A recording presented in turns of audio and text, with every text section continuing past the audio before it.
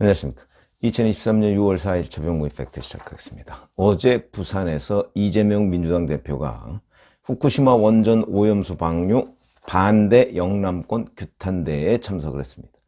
여기서 이재명 대표는 핵물질에 노출된 핵 폐기물을 처리수라며 괜찮은 것처럼 말하는 괴담을 퍼뜨리는 자들, 이렇게 해서 집권 여당을 공격했습니다. 그러니까 일본의 오염수 방류, 그건 이제 여러 기계를 통해서 처리한 물을 방류하는 거죠. 근데 그거를 핵 폐기물과 같은 수준으로 이렇게 공격을 했습니다. 그러면서 뻔뻔해도 이렇게 뻔뻔할 수가 없다. 괴담을 퍼뜨리고 국민들을 속이고 국민이 맡긴 권력을 국민이 아닌 자신들 집단의 이익을 위해 남용하는 자들이 집권여당이다. 이렇게 돼 있고, 그 다음에 각종 팻말 플래카드를 보면 우물에 독극물을 퍼넣는 것이다. 대통령 내외가 먼저 오염수를 마셔보라. 자극적이고 선동적인 구호. 바로 2008년에 광우병 파동을 연상하게 합니다. 그때 어느 배우가 나와서 미국산 쇠고기를 먹느니 청산가리를 먹겠다. 이렇게까지 얘기를 한 적이 있었죠. 그게 막 횡행하던 때가 광우병 괴담 때입니다. 광우병 괴담을 연구하면 저는 이 부분이 충분히 어찌 보면 예방이 가능하다고 봅니다. 자, 그런데 정말 그러면 이재명 대표의 이 말은 책임질 수 있는 말인가? 그래서 사실은 우리가 과학을 믿어야 하는데, 자, IAEA 국제원자력기구 아마 곧 검증 결과, 수년에 걸친 검증 결과를 발표할 것으로 보입니다. 마지막 검증을 하고 있다. 이런 얘기인데, 이렇게 되니까 이제 민주당은 IAEA는 원래 일본의 우호적이다. 또 이런 주장을 하고 나왔더군요. 글쎄요. 국제원자력기구가 일본의 우호적이면, 그러면 이 오염수는 태평양으로 먼저 방류를 하거든요. 그러면 이 오염수가 먼저, 정확하게 얘기하면 처리수죠. 오염수를 처리한 물. 이게 먼저 도달할 곳은 태평양 연안 국가입니다. 미국, 캐나다, 하와이 같은데, 필리핀. 그래서 거기를 이렇게 쭉 돌아서 나중에 한국 근해로 오는데, 한국의 동해로는 올지 안 올지도 명확하지가 않습니다. 얼마 뒤에 오느냐? 4, 5년 뒤라는 보고서도 있고, 10개월이라는 보고서도 있습니다. 안 온다는 보고서도 있고요. 왜냐면 태평양 물이 얼마나 많습니까? 그게 북미 쪽을, 미국, 캐나다 쪽을 이렇게 돌아서 한국으로 와야 되는데, IAEA가 여하튼 곧 검증 결과를 발표하고, 자, IAEA가 아무리 우호적이라고 한들 거기에 우리나라 학자도 한 명 포함되어 있습니다. 그럼 IAEA 검증단과 같이 검증을 한다고 해서 우리나라 학자도 과연 우리 국민들의 생명과 안전을 위협할 수 있는 이 후쿠시마 오염수 문제에 관해서 정말 눈 감고 IAEA에 동조를 할 것인가? 그렇게 볼 수 없죠. 우리 사람 그렇게 안 믿으면 안 됩니다. 더군다나 학자적 양심을 가지고 지금 이 검증 작업에 우리나라 학자가 참여하고 있다는 사실. 그 다음에 이게 어제 오늘의 얘기가 아닙니다. 그러다 보니까 문재인 정부 때도 굉장히 많은 정부의 공공기관에서 이 부분을 연구를 했습니다. 우선 이 핵심이 이겁니다. 일본이 그냥 방류를 해버리는 게 아니고, 알프스라고 하는 다핵종 제거 설비가 있습니다. 여러 저도 원자력 잘 모르지만 해서 핵종을 없애버리는 설비가 있습니다. 그 설비를 이용해서 방사성 동위원소를 다 걸러내고, 삼중수소라는 것이 있는데, 이 삼중수소의 농도는 다 걸러내지 못하고 대폭 낮춰서 방류를 하는 겁니다. 방류해서 바닷물로 희석을 하는 거죠. 그래서 지금 남은 거는 알프스의 성능이 과연 제대로 유지가 될 수 있느냐 하는 거하고, 대폭 낮춘 그 삼중수소는 과연 안전하냐, 이 두 가지가 핵심이거든요. 원자력연구소가 1일에 홈페이지에다가 이렇게 올렸습니다. 희석 전에, 그러니까 바닷물로 방류하기 전에 오염수의 삼중수소 농도는 리터당 평균 62만 베크렐. 베크렐이라는 게 이 방사성 피폭량 이런 것들을 측정할 수 있는 단위인데 62만 베크렐이다. 식수로서 적합하지 않다. 당연한 말이죠. 처리하기 전에 그걸 어떻게 식수로 먹습니까? 근데 그게 리터당 평균 62만 베크렐이라는 겁니다. 그런데 희석해서 방류할 오염수의 삼중수소 방사능 농도, 이거는 리터당 1500 베크렐 이하다.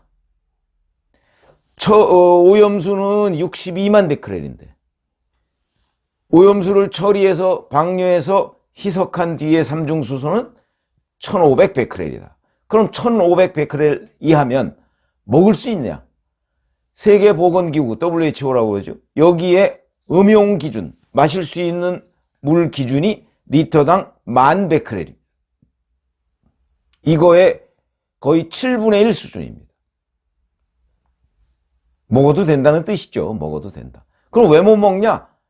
아니, 아무리 오염수를 처리했다고는 하지만 기분이 찜찜하지 않습니까? 그런 정서적인 문제가 있는 것이지 과학적으로만 얘기하면 먹을 수 있죠.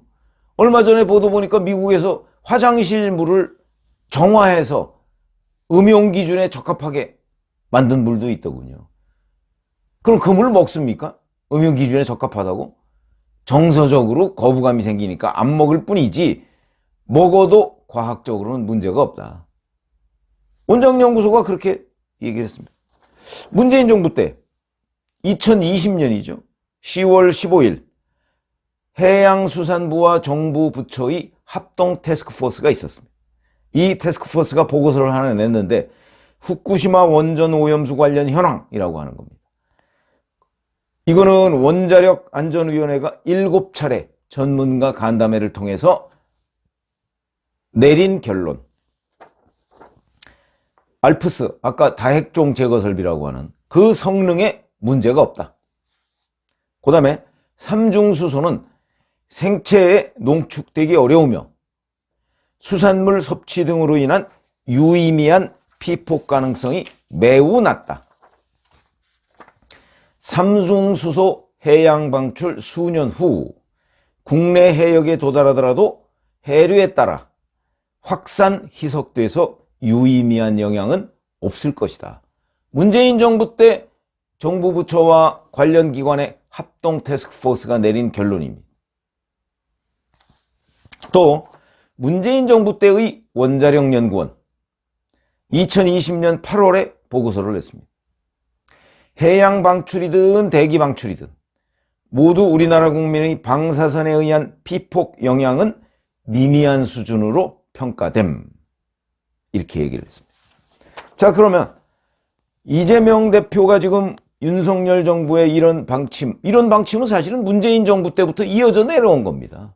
정의용 외교부 장관도 당시에 문제 없다고 얘기를 했었죠.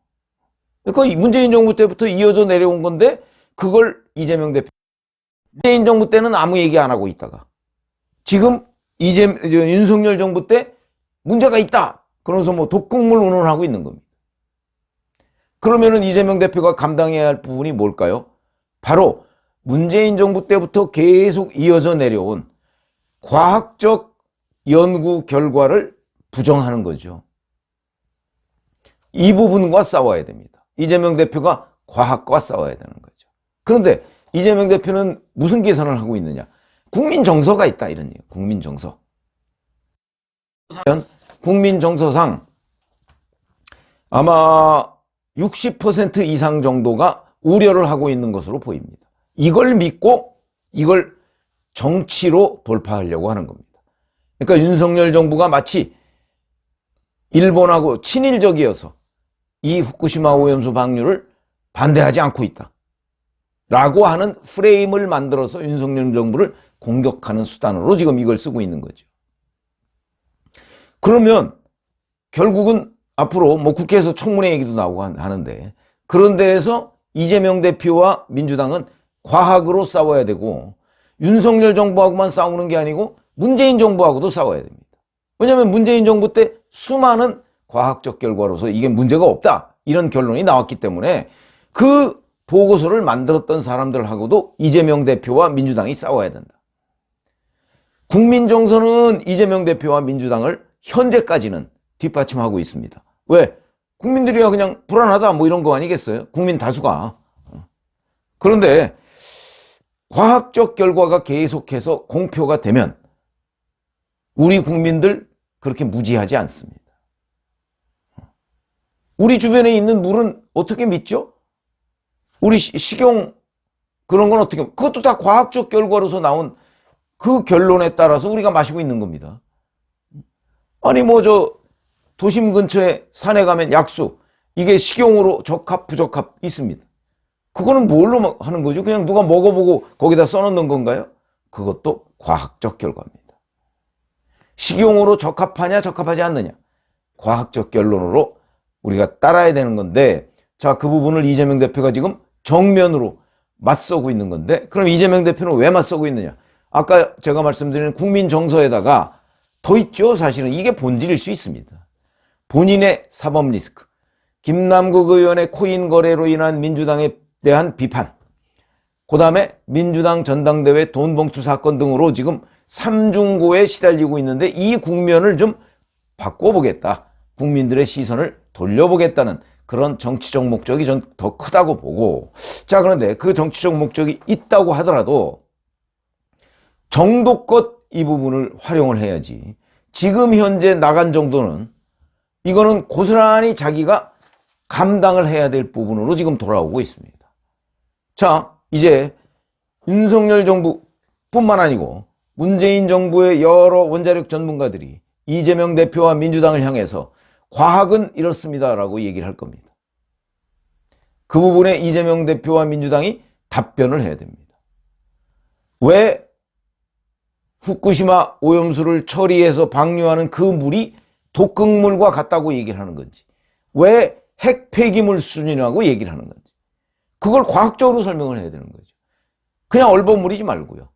국민 정서 얘기하지 말고, 국민이 잘 모르면 그걸 깨우쳐줘야 되는 게 정치 지도자의 의무 아닌가요? 오히려 그걸 선동하고 더 과장하는 게 정치 지도자의 의무라고 이재명 대표가 얘기하지 않을 거 아니겠습니까? 그런 점에서 본다면 요즘 이재명 대표가 왜 이러는지는 알겠는데, 후쿠시마 오염수 문제와 관련해서, 그런데 이 발언들을 쏟아낸 뒤에 본인이 감당해야 할 부분이 과학이다, 과학. 현대 과학이다. 물론 윤석열 정부 사람들이 이 홍보에서는 민주당에 못 미치는 것으로 보입니다. 이거 자칫 잘못하면 광우병 사태 때처럼 될지도 모릅니다.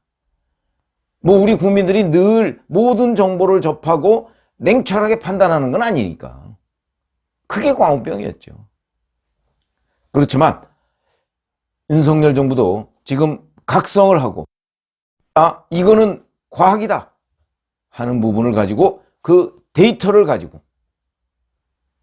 이런 선동적인 구호, 선동적인 주장에 맞서야 된다. 그거는 일본에 동조한다, 동조하지 않는다는 거는 완전히 다른 얘기입니다.